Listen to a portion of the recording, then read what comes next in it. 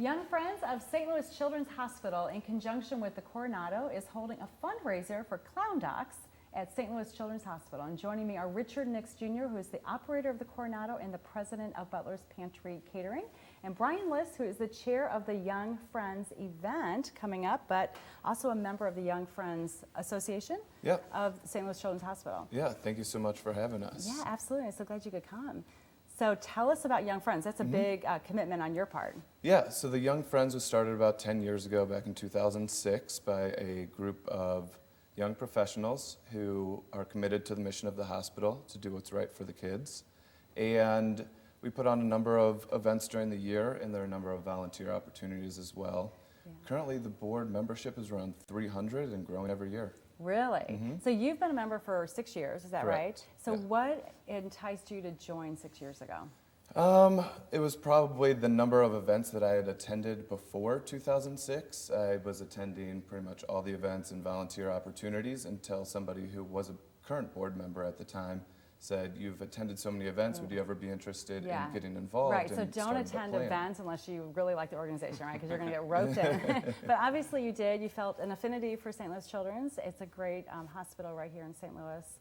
And so you started getting involved and giving back in many ways. So has it been fun? Yeah, it's been a great experience. I mean, it's very rewarding with all the volunteer opportunities down at the hospital and the service projects and the events, and just knowing you're a part of such a great institution and a worthy cause in St. Louis Children's Hospital. So you started out as a member. We started out going to events, just socializing. Yeah. Then you joined as a member, and now you're on the board. Is that different, or is that part of what you've been doing for 6 years? Yeah, I mean, part of it is just attending the events and spreading the mission of the hospital, and another part of being a member is planning some of those events and finding ways to grow the events year after year. I remember the first Cocktails and Clowns I attended was at Van Gogh's Wine Bar. There were maybe 20 or 30 people there, and this year attendance is already sold out, and we're at 700. Wow. 700 attendees. That's amazing. That's great. It's a great tribute to the work that you all have been doing as well. So people can get involved with Young Friends how? So if you go to St. Louis Children's Hospital, or excuse me, stlouischildrens.org/youngfriends, it'll give you information on volunteer opportunities, events, and other ways to become more involved in the Young Friends Committee. And is there a definition of young friend, like an age? No, we're not going to turn anyone away. Okay. So anyone who feels like they are a young friend or a young person that wants to get involved, we would love to have them. Probably a great way to meet people in St. Louis if you're new to town or just out of school and you want to kind of get involved in the professional community of younger people. Correct. Yeah, I mean, it's a very diverse group and a very fun group of young professionals that you know, we attend a lot of events, we attend a lot of meetings, but in addition to that, we also hang out socially outside of the Children's Hospital because we've become so close through the community. That's awesome. All right, so speaking of events, there's a big event coming up next weekend. You're co-chairing. We're going to switch over to Richard Nix, Jr., head of Butler's Pantry in the Coronado. And so the Young Friends came to you and said, we want to have this big event at the Coronado. That's pretty much how it happened. Yeah. And Sarah, we feel really lucky to have the group over at the Coronado. It's the perfect time of year.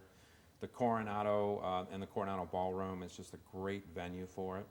I think you might know a little bit of the history of the Coronado, but it is really one of the premier hotels back in the turn of the century, right around the early 1900s. It was built around the same time as the Chase and some of the other landmark hotels.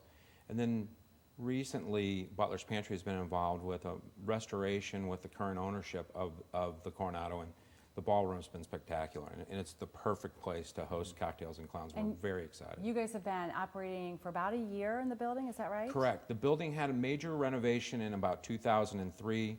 It's been up and running as a venue for about 10 years or 12 years, and we recently took it over and did some major renovations to the tune of about $300,000.